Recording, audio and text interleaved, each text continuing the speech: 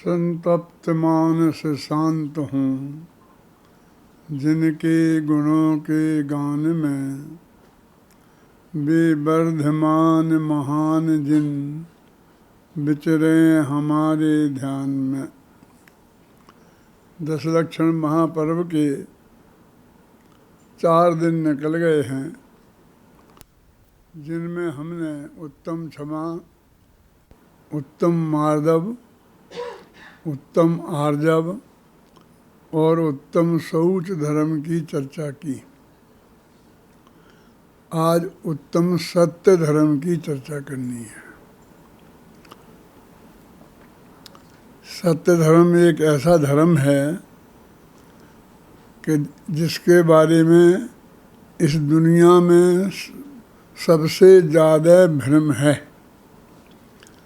सत्य धर्म का स्वरूप बहुत कम लोग समझते हैं।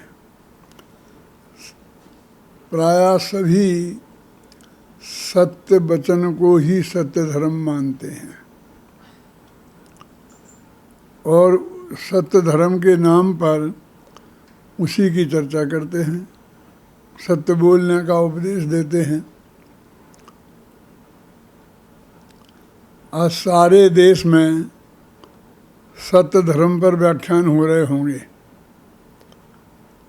अब मैं आपसे कहता हूँ कि जाकर देखिए, पता करिए, 95% जगह सत्य वचन के अलावा भी कोई सत्य धर्म होता है, इस पे कोई बात ही नहीं करता है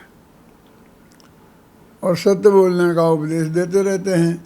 सत्य बोलने का दुनिया में सब विश्वास करता है, सत्य बोलना चाहिए। दुकानदारी में एक दफ़े सत्यता की धाक जम गई तो फिर भले ही तुम कितना ही 1 के 2 करते रहो तो भी कोई बात नहीं। मेरी समझ में नहीं आता है, ये सत्य बोलने का उपदेश है कि सत्य के नाम पर धाक जमा कर लूटने का उपदेश है।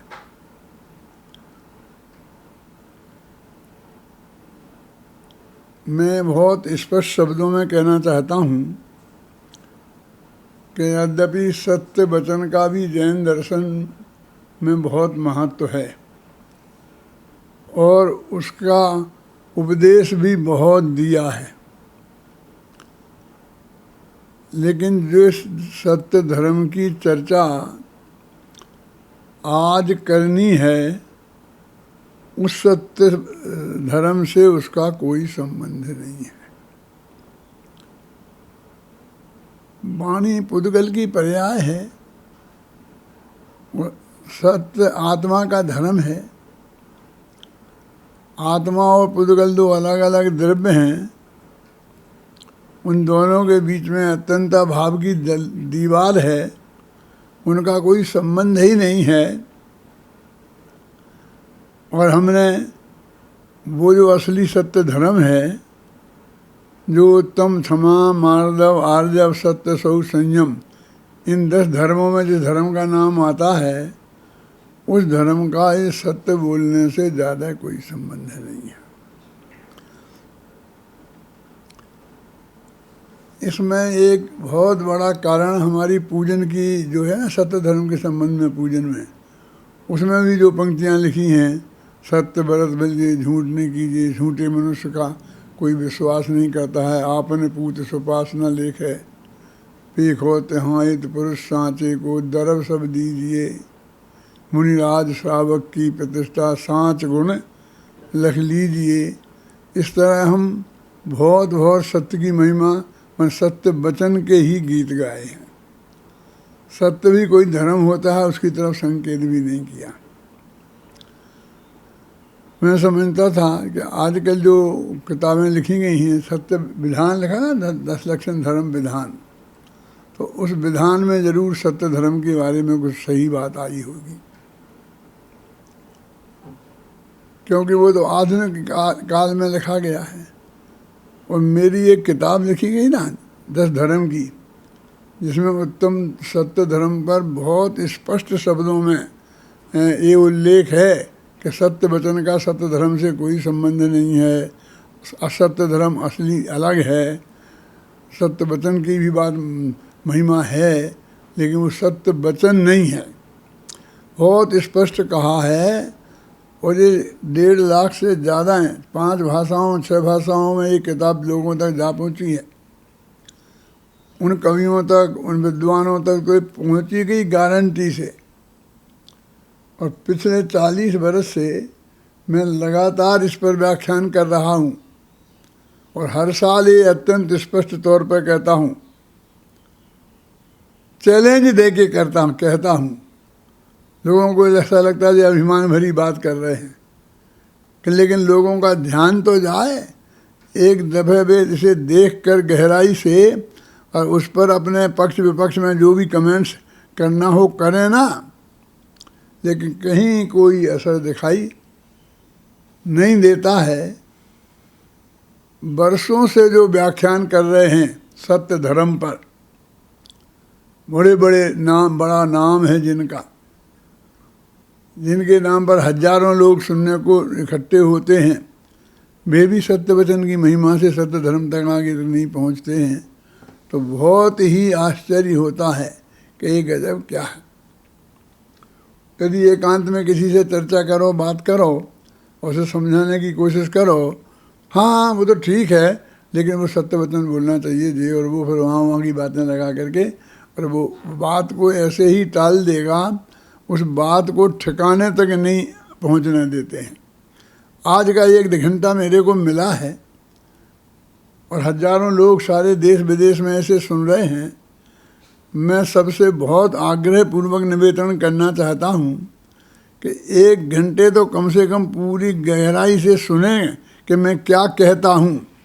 उससे सहमत होना और नहीं होना अलग बात है, लेकिन मैं क्या कहता हूँ इसको सुनना, और सुनकर उसको क्या कहता हूँ ये तो समझना।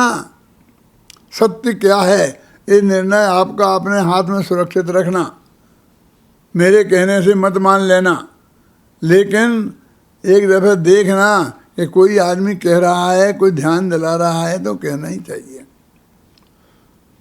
सत्य बोलने की कुछ महिमा नहीं है, कोई बात नहीं है, सो बात नहीं है। जैन दर्शन में सत्य को भी सत्य वाणी को, सत्य बोलने को भी 4 जगह बांधा है। सत्य अनुवृत्त, सत्य महावृत्त, भाषा समिति और वचन गुप्ती। स्थूल झूठ नहीं बोलना, सत्यानुवृत्त होता है ना। बारीक थोड़ी बहुत दुनियादारी की कुछ चले तो चले, लेकिन स्थूल झूठ नहीं बोलना वो सत्यानुवृत्त है। सूक्ष्म भी झूठ नहीं बोलना ये सत्य महावृत्त है। और बोलना यदि तो वो भी हित मित और प्रिय बोलना, हितकारी वचन ही बोलना। दूसरे के अहित करने वाले वचन हमारे मुंह से क्यों निकले। और मित सीमित बोलना, ये ज़्यादा बोलने का रोग तुम पंडितों को ही है। अरे भाई, हम तो प्रवचन का तुम हमको 1 घंटा मांगते हो तो हम 50 मिनट देते हैं। हम कहाँ ज़्यादा बोलते हैं, और बाकी 23 घंटा तुम्हारे ही तो हैं। तुम बोलने कहाँ देते हो, तुम तो सुनाते ही सुनाते हो। हित और मित, सीमित बोलना, और वो सीमित जो भी बोलना वो भी प्रिय वचन बोलना। कठोर क्यों बोलना, हमें क्या लेना देना है किसी से, कठोर क्यों बोलें। उसका नाम है भाषा समिति, और बोलना ही नहीं, इसका नाम है वचन गुप्ती। अब 4 दशाएं हो गई। इसमें बोलने की पॉजिटिव और नेगेटिव सभी चीज़ें आ गई। पहले तो कहते सबसे पहले बोलो ही मत, वचन गुप्ती में मौन सबसे बढ़िया है। और ना बोले बिन नहीं रहा जाए तो हित मित और प्रिय बोलो। हितकारी वचन बोलो, सीमित बोलो और प्रिय बोलो। और वो भी असत्य तो बोलो ही मत, असत्य महाव्रत है ना। और यदि सूक्ष्म असत्य बोले बिना नहीं रहा जाए तो स्थूल असत्य तो बोलो ही नहीं। इस तरह वाणी को 4 जगह बांटे। नेगेटिव नेगेटिव ही बात करते हैं कि बोलो नहीं, कम बोलो, ऐसा बोलो, ऐसा बोलो। क्या क्या है असली स्थिति, क्या है वो हमारे ख्याल में। अब मैं आपसे पूछना चाहता हूँ, सभी विद्वानों से खासकर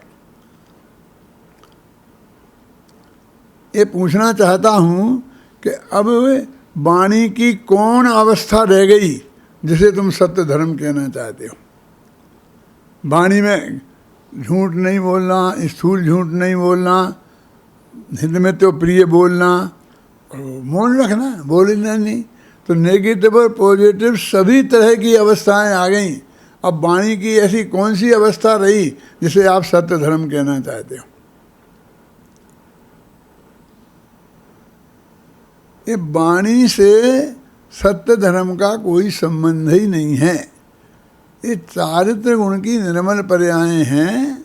सम्यक दृष्टि, सम्यक ज्ञानी धर्मात्मा के 3 कसाय के अभाव में जो चारित्र गुण में निर्मलता आती है, उसमें से ये 10 धर्म रूपे प्रकट होते हैं। ये चारित्र गुण की बीतरागी दशा का नाम सत्य धर्म है। वो सत्य धर्म तक हम पहुंचते ही नहीं हैं। असली सत्य क्या है, और इनमें ही खेल खेलते रहते हैं। और ऐसा होने से होता है, फलाना की चोर की कहानी, डाकू की कहानी, राजा की कहानी, फलाना की सेठ की कहानी, सेठानी की कहानी, इन सुनाने में ही हम अपना समय खराब कर देते हैं। और तुम झूठ बोलेगा, तेरा बच्चा भी तेरे पे भरोसा नहीं करेगा। ये महाराज मुनियों का धर्म है सत्य धर्म। उनके बेटा कहाँ होते हैं, वे तो बेटे को त्याग के चले गए। कैसा उस पूजन में लिखा है कि आपन पूत सुपास न लेखो। वो ठीक लिखा है, और जब हम वो उसकी बात करेंगे तब उसका भी अर्थ बताएंगे, आप समझ आए ना। लेकिन मैं अभी ये कहना चाहता हूँ कि हम उसमें उलझ जाएंगे तो हम इस बात में नहीं हो जाएंगे। ये तो मैं कह ही रहा हूँ कि हम इस सत्य धर्म के दिन 2 धर्मों की सबसे ज़्यादा दुर्दशा हुई है। एक सत्य धर्म की और एक त्याग धर्म की। सत्य धर्म में अभय कुमार जी, सत्य धर्म में ये सत्य बोलना खा जाता है और त्याग धर्म में दान खा जाता है। जबकि दान का त्याग से कोई संबंध ही नहीं है। त्याग बिल्कुल अलग चीज़ है और दान अलग चीज़ है। तो त्याग धर्म की बात आएगी तो त्याग आएगी। कोई ऐसा एक प्रकरण आया था एक जगह कि किसी 10 विद्वानों के प्रवचन होने थे। सब विद्वानों को एक एक सब्जेक्ट देना था। तो एक विद्वान ने त्याग धर्म ले लिया और लड़ाई होने लगी त्याग पे। हम भी लड़ने लगे कि नहीं, हम बोलेंगे त्याग पे। तो कहे क्यों, कि उन्हें उस दिन चंदे की अपील करनी है। तो उनको वो दिन मिल जाएगा तो चंदे की अपील कर लेंगे, अपनी संस्था को चंदा इकट्ठा कर लेंगे।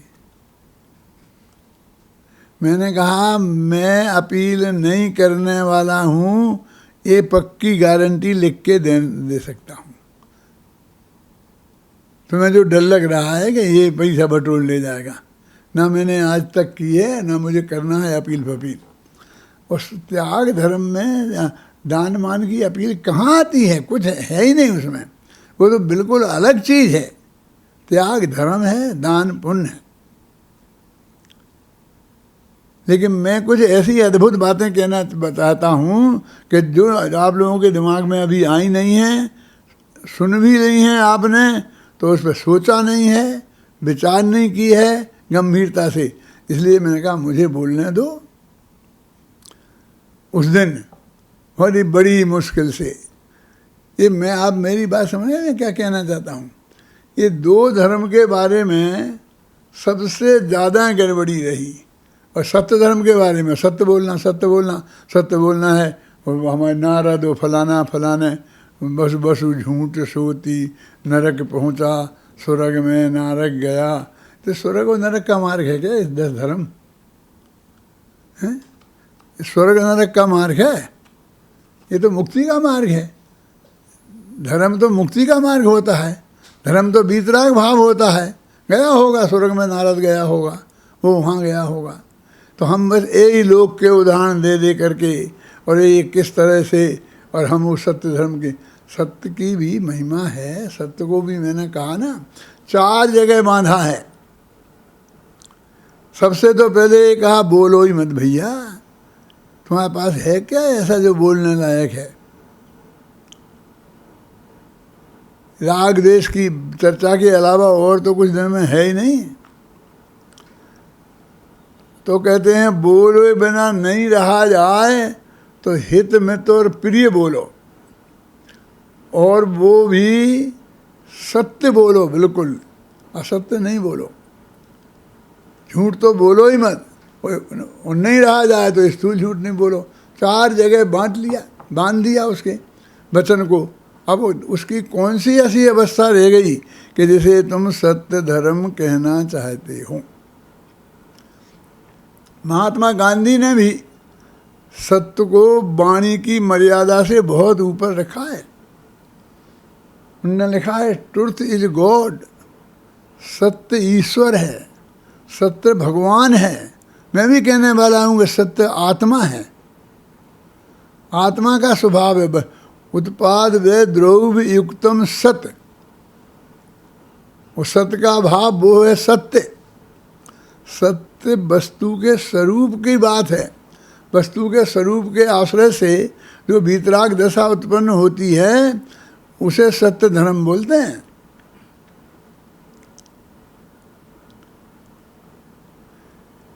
इस सारी दुनिया को सत्य की गर्ज कहाँ है? सत्य की गर्ज कहाँ है? एक व्यक्ति बाजार सड़क पे आगे खड़ा होकर चिल्लाता है कि देखो मैं सीमेंट कंक्रीट की सड़क पर अभी हाल एक आम का पेड़ उगाता हूँ, और उगाकर उस पर आम लगा के दिखाता हूँ। और वो लगा देता है, जादू मंत्र कर देता है कुछ। कैसे किया होगा ये तो उससे पूछना, लेकिन उसने लगा दिया है सीमेंट कंक्रीट की सड़क पर, और सबको वो आम दिखा दिया कि देखो ये आम है। वो बहुत साफ कहता है भाई साहब ये आम फाम नहीं है, ये तो नज़रबंदी का खेल है। क्या मतलब नज़रबंदी का खेल है? मैंने आपकी नज़र बंद की है, खोली नहीं है क्या? और सब देख करके नोटों की वर्षा हो जाती है। वो 10-20 हज़ार रुपये इकट्ठे कर लेता है 1 आध घंटे में, हैं?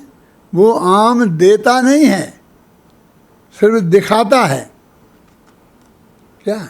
और साफ कहता है मैंने नज़र बंद की है। हम तो उन गुरुओं के पुजारी हैं। चक्षुरुन्मील तम येन तस्मै गुरुवे नमः बोलते क्या नहीं बोलते? हमारे सब पंडित जब गद्दी पे जितने बैठे होंगे उनने ये छंद बोला होगा।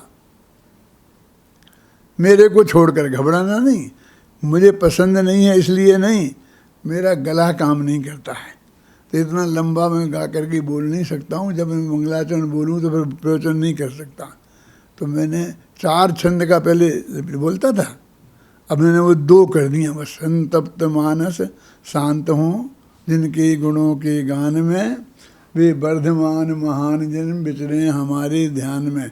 मैं बोल नहीं सकता हूँ, आप ज़रूर बोला करें, बोलना चाहिए। बहुत अच्छा छंद है वो, जो अपना मंगलाचरण का जो स्वरूप है वो बहुत अच्छा है। मैं अपने विद्यार्थियों को सबको कहता हूँ, सबको सिखाया है बोलो। तो उसमें ये लगता है चक्षुरुन्मीलितम येन तस्मै श्री गुरुवे नमः। ज्ञानांजन शलाकया, ज्ञान रूपी अंजन की सलाई से जिसने हमारी चक्षु खोल दी है, उन गुरुओं को मैं नमस्कार करता हूँ। उसके विरुद्ध एक भरे चौराहे पर खड़े होके उन गुरु जी के ही सामने बोलता है कि ये नज़रबंदी का खेल है, मैंने आपकी नज़र बंद की है। और हम कहते बहुत बढ़िया किया, बहुत बढ़िया, और तालियां पीटते हैं। जब तक ऐसे लोग मिलेंगे इस दुनिया में कि नज़र बंद करने वालों की पूजा करेंगे, नज़र खोलने वालों की नहीं, तो क्या होगा देश का समझ लीजिए कि जो हो रहा है वही होगा और क्या होना है। तो वास्तव में वो जो सिर्फ आम दिखाता है, देता नहीं, और हजारों रुपया समेट ले जाता है।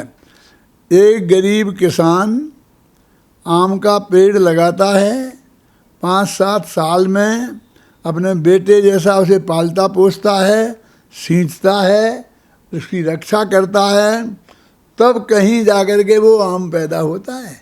कोई एक आम पैदा करना हो तो पेड़ उगाने से लेकर के वहाँ तक की स्थिति पे विचार करो तो मालूम पड़ेगा वो कितना कीमती है।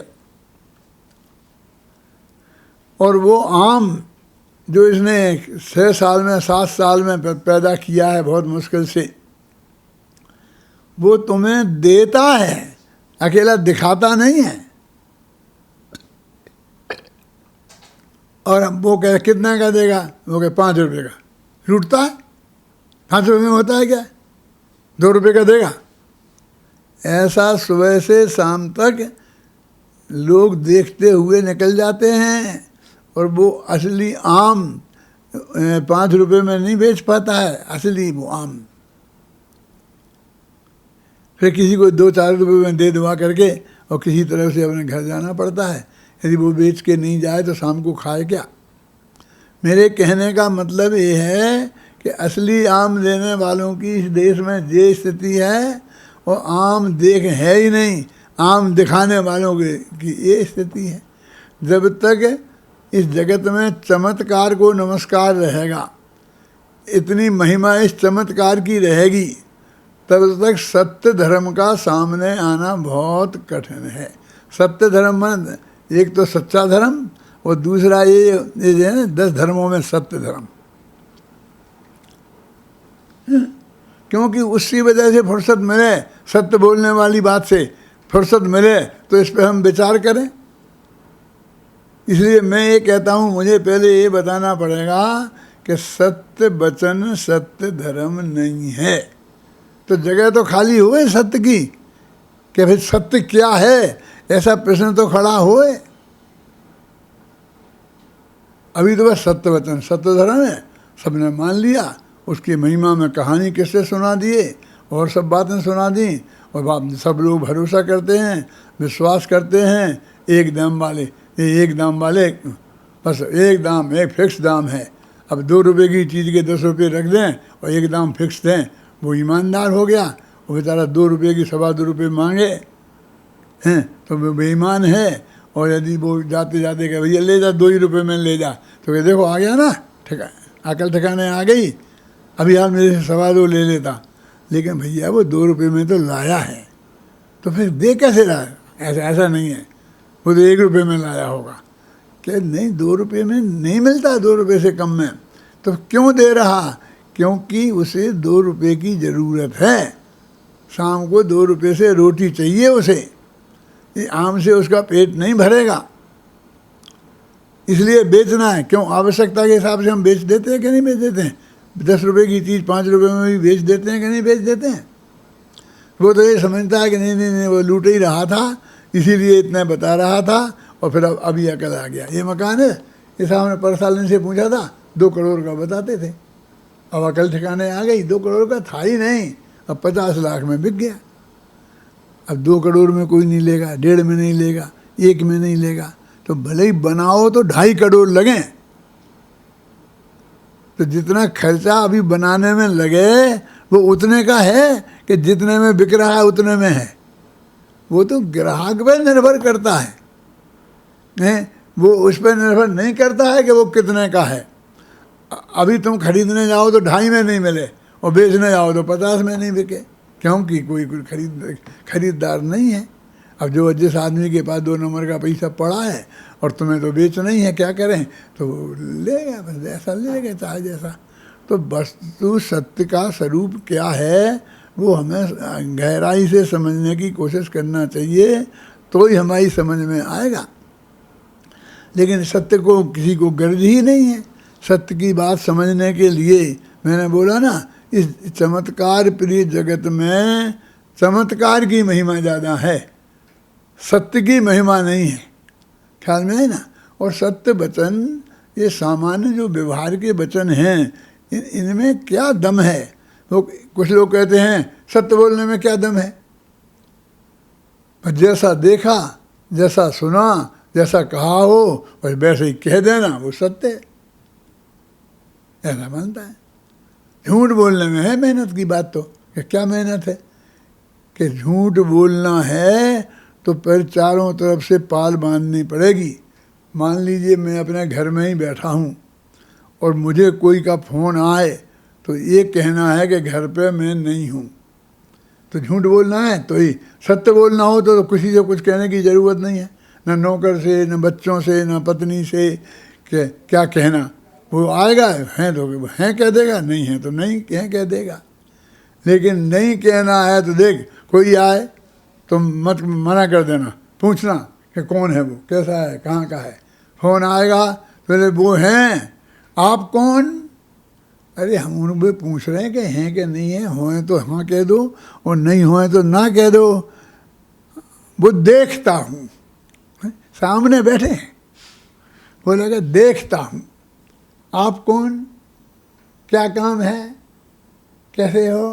वो दुनिया भर की बातें पूछेगा, फिर उनसे कहेगा, वो वे कहेंगे एक क्या कह दो, वो जवाब देगा। यदि होशियार नहीं हुआ नौकर अथवा बच्चा तो वो कह सकता है कि पापा कह रहे हैं कि कह दो कि भी नहीं है। ऐसी भी कह सकता है, नौकर भी ऐसी कह सकता है ना। तो उसे पूरी ट्रेनिंग देने पड़ती है। मैंने झूठ बोलने के लिए बहुत प्लानिंग करनी पड़ती है और सत्य बोलने के लिए कुछ नहीं है। ये मैं नहीं कह रहा हूँ, कुछ लोग कहते हैं वीर सागर। ये जो सारी ट्रेनिंग लेनी पड़ी, ये तो झूठ छिपाने के लिए देनी पड़ी है, बोलने के लिए नहीं, कहने के लिए नहीं। बोलने को तो क्या है, हैं? अभी जो कहो, जो कुछ तुम सत्य नहीं बोलोगे तो जो बोलोगे सब झूठ तो है ही। बोलो जयपुर में कितने कौए हैं, बोलो। सत्य बोलने वाला 100 दफे सोचेगा कि अब कौओं की जनगणना कराओ, हैं? कब आए, कैसे हो, कैसे हो। उसे तो यही कहना पड़ेगा मुझे पता नहीं है। वो झूठ बोलने को क्या है, 10,555 फटाफट बोल दिया। कि कम ज़्यादा निकले तो गिनवा लो, कि गिनवा तो लेंगे, पर ये बताओ यदि कम ज़्यादा निकले तो क्या होगा?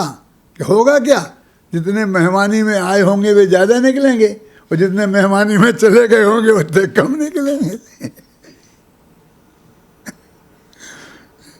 जब झूठ बोलना है तो झूठ बोलने में काय की ट्रेनिंग की जरूरत है, समझिए ना। जो मुँह से निकालोगे बिना सोचे समझे वो सब झूठ तो होगा ही। सत्य बोलने के पहले सत्य जानना जरूरी है। मैंने तो अपने बच्चों की किताबों में, बालबोध पाठमालाओं में ये बात डाली है। सब लोग यही बताते हैं झूठ बोलने के, सत्य बोलने में क्या है, पर जो बात जाना। अरे भाई जो बात जानी, जैसी जानी, तो किसी ने तुमसे कहा, तुमने जान ली कि 2 और 2 5 होते हैं, तो 2 2 5 सत्य हो जाएगा।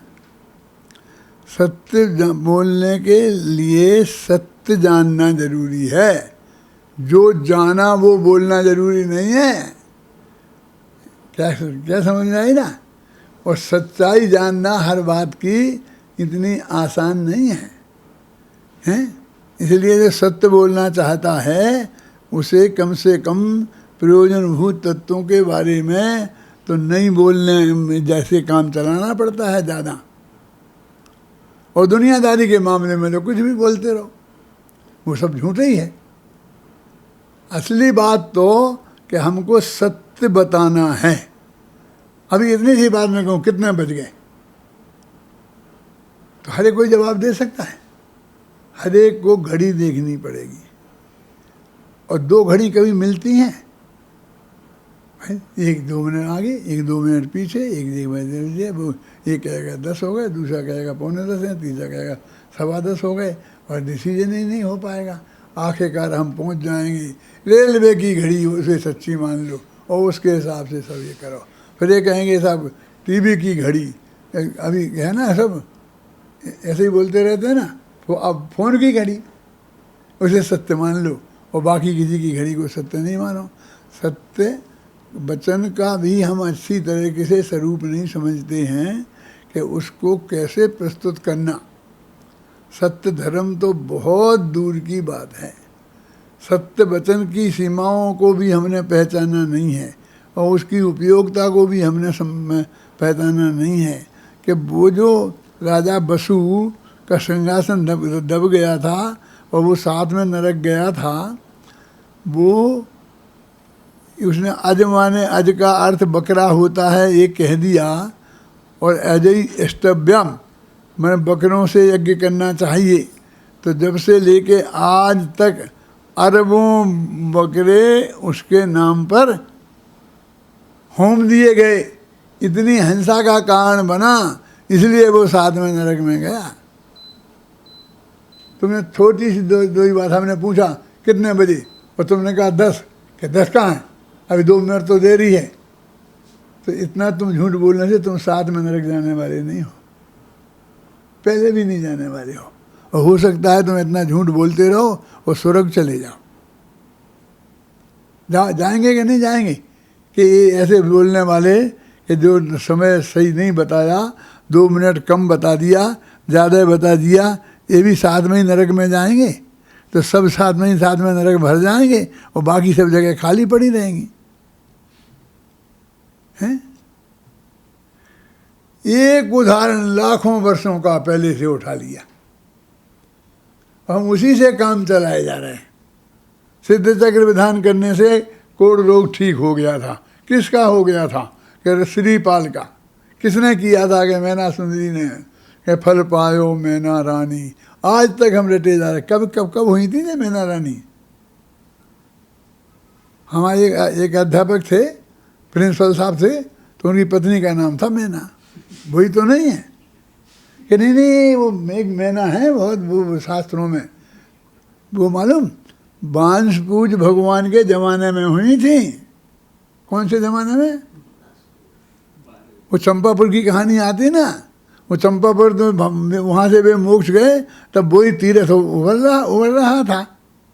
तब से लेके अभी तक वो एक आदमी से हम काम चला रहे कोढ़ को ठीक करने का, और किसी का नहीं हुआ ना। आज का हम किसी का करके बता सकते हैं। क्यों? यदि ऐसा तुम अभी करो जो कोरोना का दवाई निकालो, और कब कहते हो गया था जब आज ना भगवान के बेटे को हुआ था कोरोना, तो इस दवाई से ठीक हो गया था। चलेगा काम? बोलो। वो एक बातें हमने पकड़ ली हैं और उदाहरण दे करके हमको आपको सत्य की कसौटी पर कसना पड़ेगा। हजारों लोगों, पहले पशुओं पर, फिर आदमियों पर, फिर इस पर। वो कह रहा था ना, कौन कह रहा था? वो रसिया का राष्ट्रपति है, क्या नाम? पुतिन। क्या उसने अपनी लड़की को लगा दिया? कौन सा वो बनाई थी ना वैक्सीन। अब हमने सुना वो लड़की मर गई। तुमने सुना विचार करके? नहीं। अब क्या होगा? उस वक्त तो वो बन रहे थे कि हमको इतना भरोसा है कि हमने अपनी लड़की को लगाया।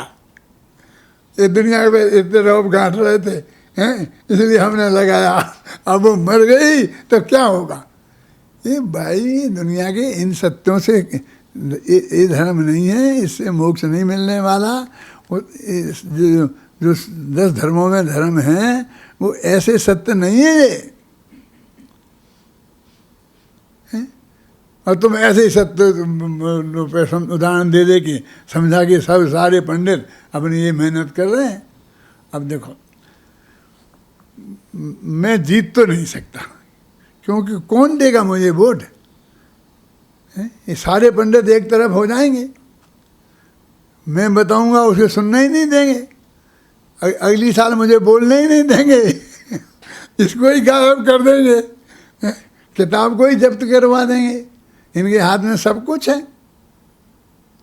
क्यों? अरे वो कहते हैं कि वास्तव में सत्य क्या है?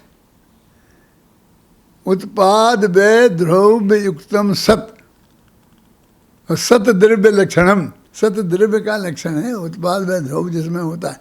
देखो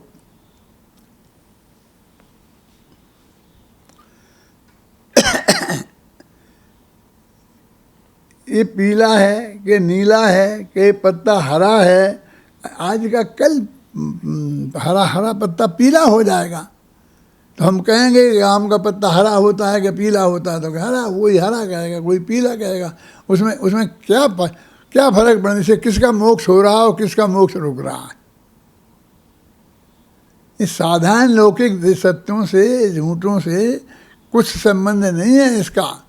वो वस्तु का जो स्वरूप है, उत्पाद व द्रव्य युक्तम जो सत्य है, वस्तु का जो अस्तित्व है, उसको जानना कि वस्तु क्या है।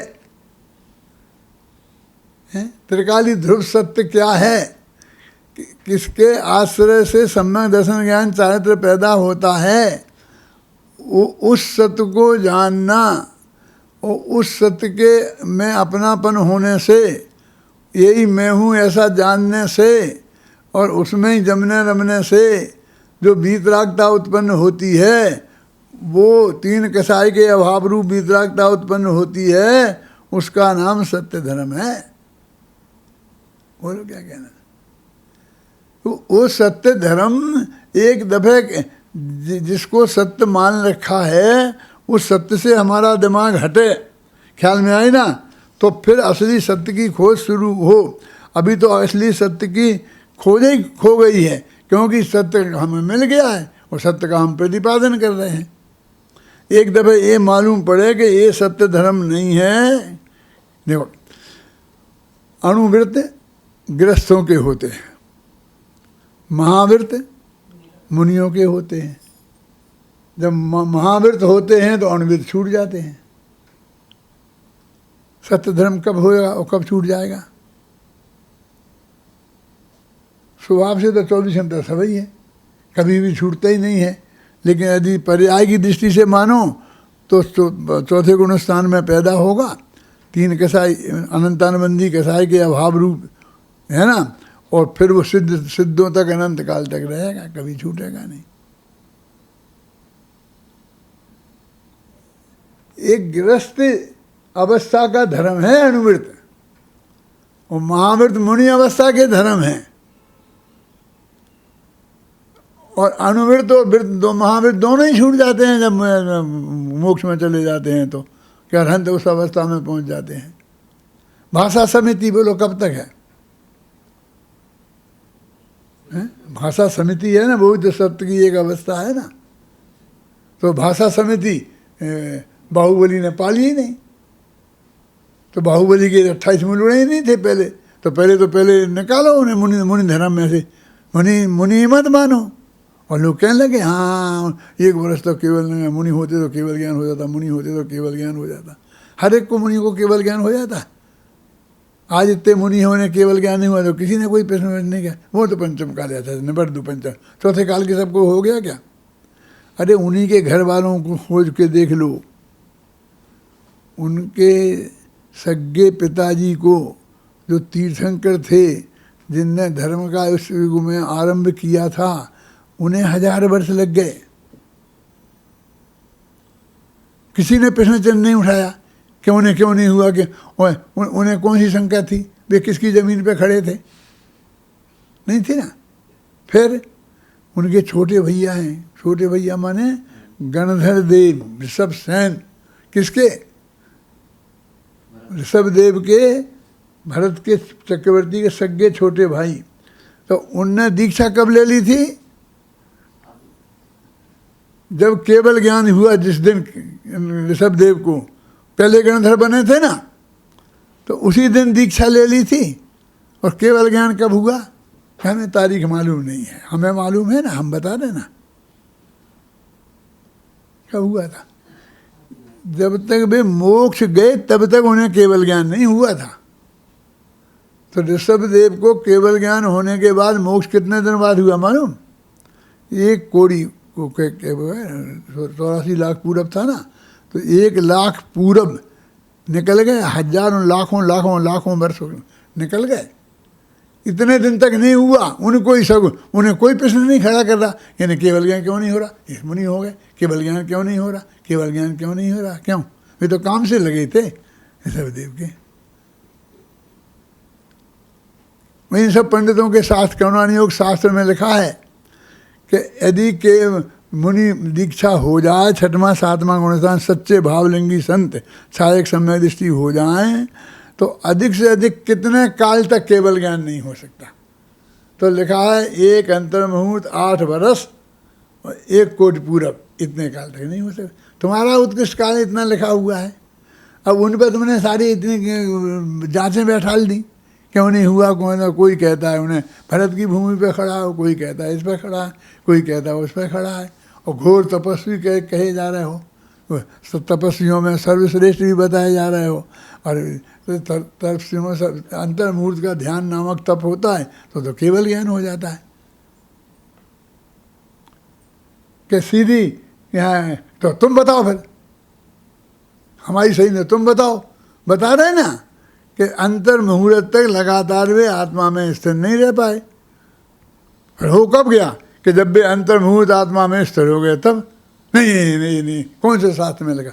अब शास्त्र निकाल के बताना पड़ेगा कि केवल ज्ञान अंतर मुहूर्त तक शुद्धोपयोग रहता है तब होता है। इसके लिए शास्त्र देखना पड़ेगा। पंडित बच्चा बच्चा जानता है, हैं?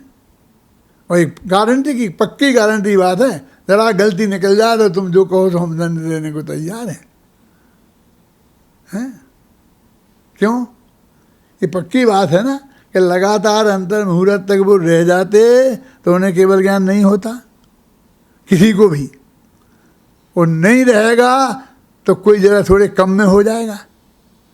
एक समय का भी किसी को कोई कमीशन नहीं है।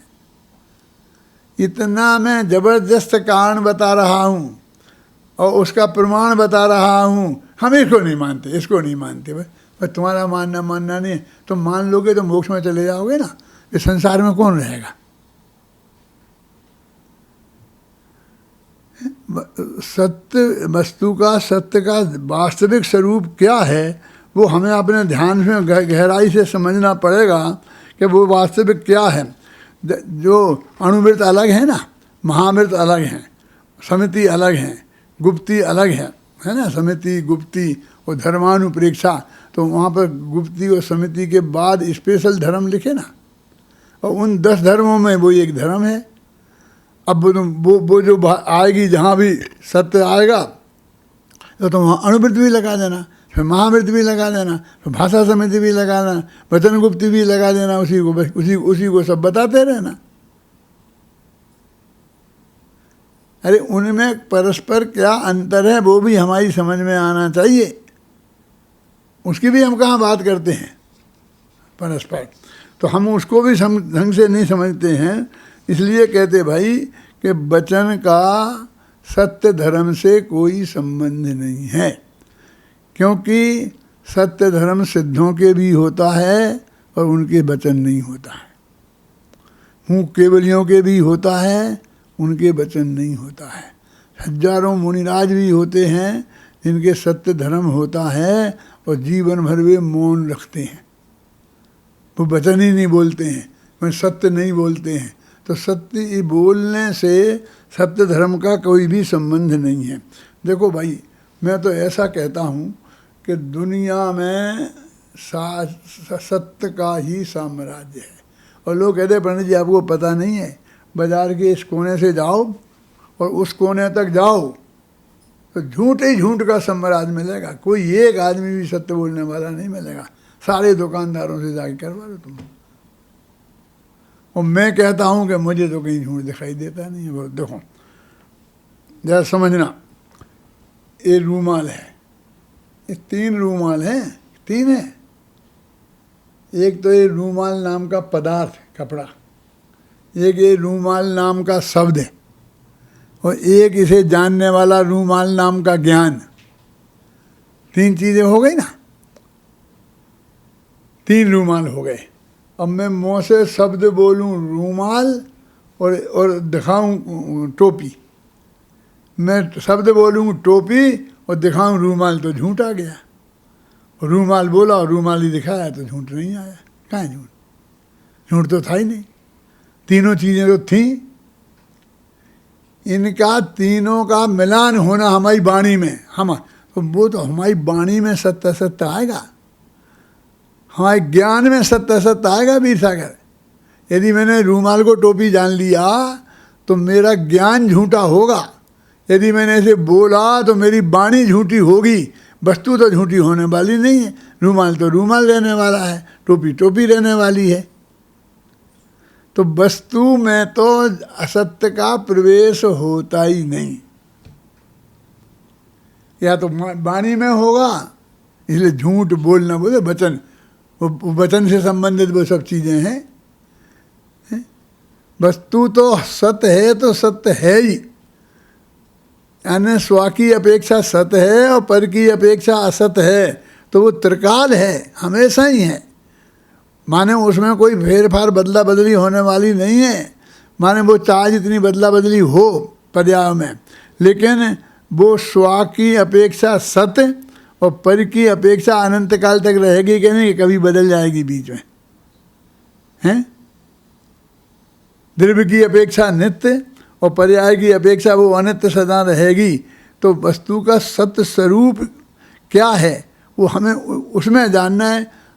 झूठ तो समाया हुआ है वाणी में, झूठ तो समाया हुआ है हमारे ज्ञान में।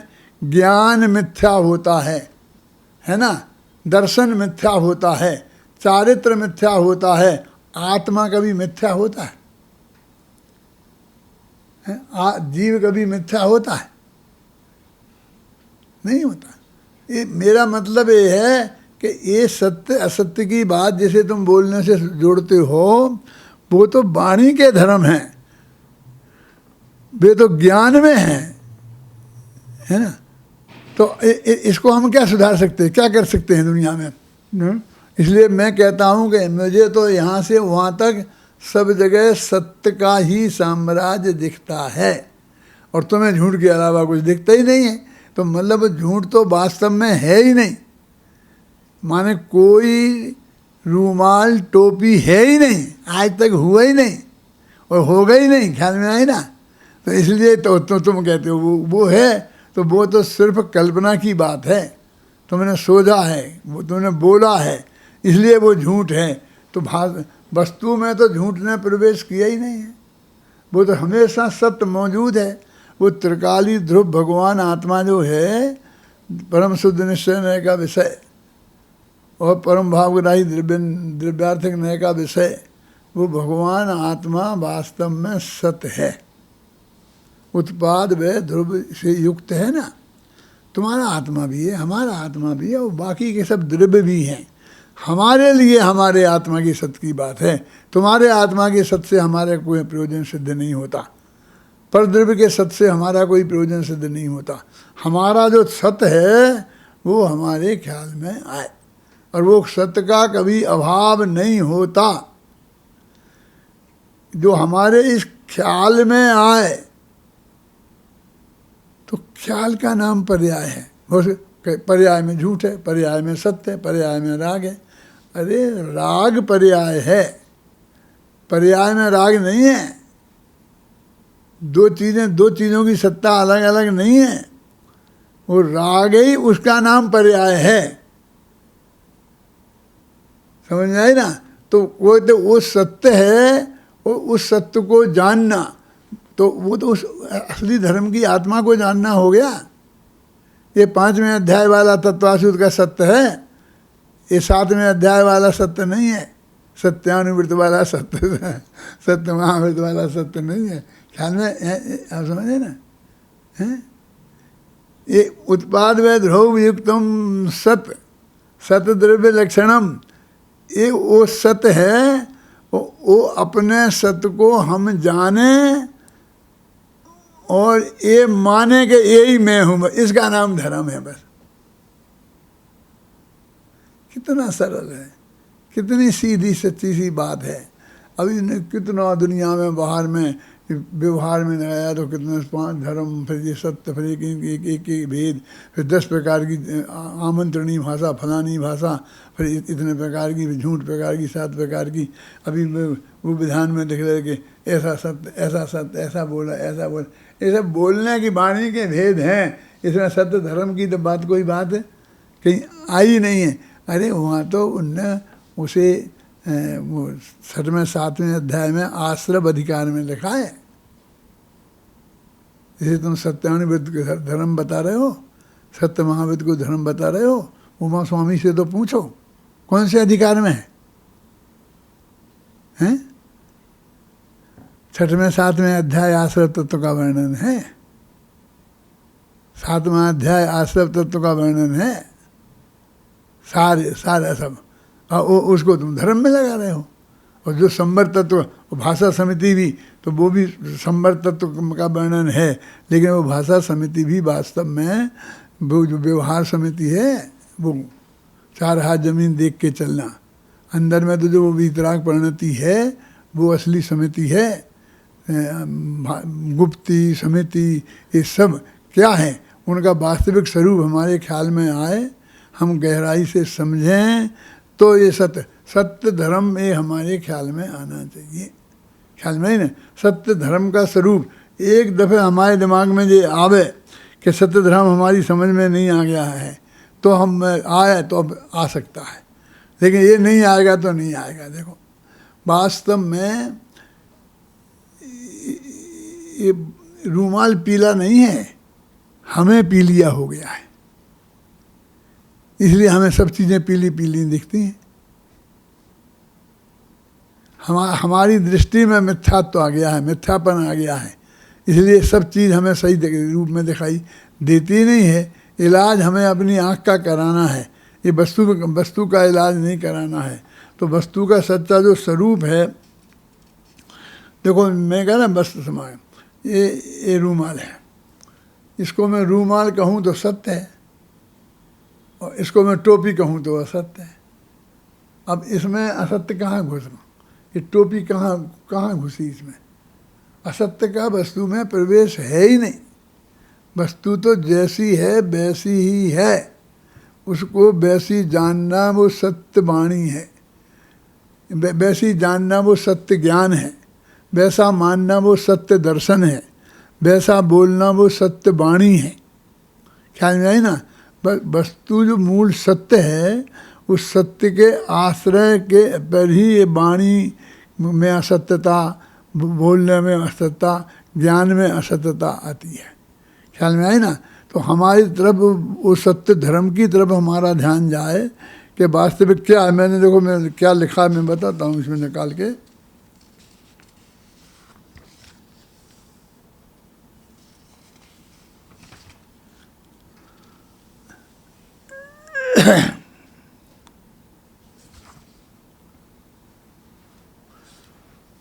ऐसे भी लोग हैं कि साहब समझौता कर लो हमसे कि क्या ये है। मगर सत्य के साथ समझौता नहीं होता, सत्य समझने की चीज़ है। यदि तुम्हें समझना हो तो बोलो। समझौता क्या होगा? अग्नि के बारे में समझौता करना है। हम कहते हैं गर्म है और तुम कहते हैं ठंडी हो। अब समझौता क्या कर लें कि आधी गर्म और आधी ठंडी मान लो, ऐसा चलेगा? अरे अग्नि से भी तो पूछो कि हम दोनों ने समझौता कर लिया तो वो आधी ठंडी और आधी गर्म होने को तैयार है?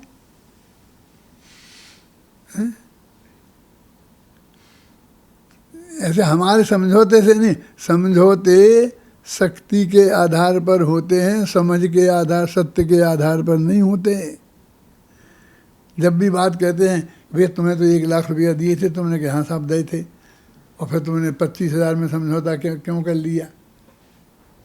कि क्या करें, वो 1 ही लाख नहीं मिलते, तो जितने मिले उतने ही अच्छे हैं।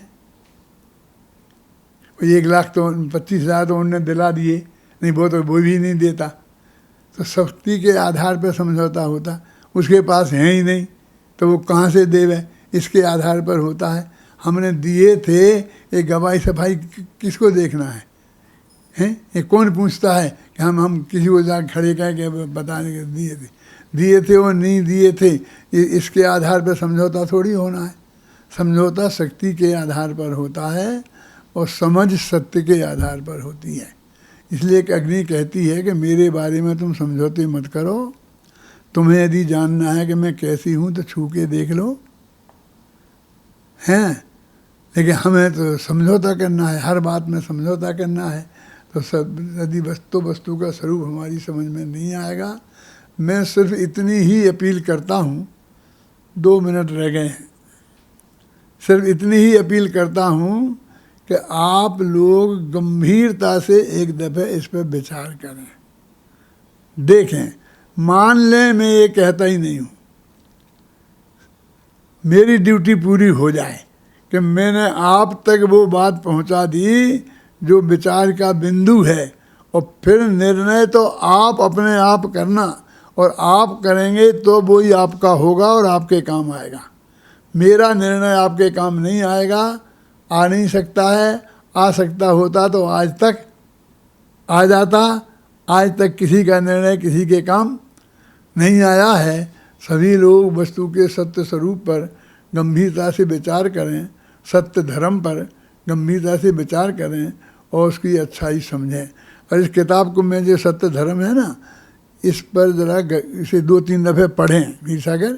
क्यों कि मैंने कल भी कहा था, आज फिर कहता हूँ कि मेरी बुद्धि उतनी शार्प नहीं रही है पहले जैसी, कि मैं पहले तो पूरा बोल जाता था, जो मैंने लिखा है उससे भी ज़्यादा बोल जाता था, और अब वो नहीं। अभी मैं जाके पढ़ूँगा तो कहीं ये छूट गया, ये छूट गया, ये छूट गया। लेकिन भाग्य से तो अभी लिखित मौजूद है ना, अभी तब सब तुम्हारे मोबाइल में भी होगी, नहीं होगी तो 1 मिनट में पहुंच सकती है बुलवा करके, और उसे पढ़ना तो वो सारे पॉइंट आपके ख्याल में आए। ये समझ लो कि अभी मेरे प्रवचन हो रहे हैं वो सिर्फ इतने से काम के हैं कि आपका ध्यान उधर आकर्षित कर दें। फिर बाकी आपको यदि समझना है तो उसको गहराई से अध्ययन करके और उसे समझो तो अवश्य बहुत तुम्हें समझ प्राप्त होगी, प्राप्त हो। इसी मंगल भावना से मैं अभी की बात समाप्त करता हूँ।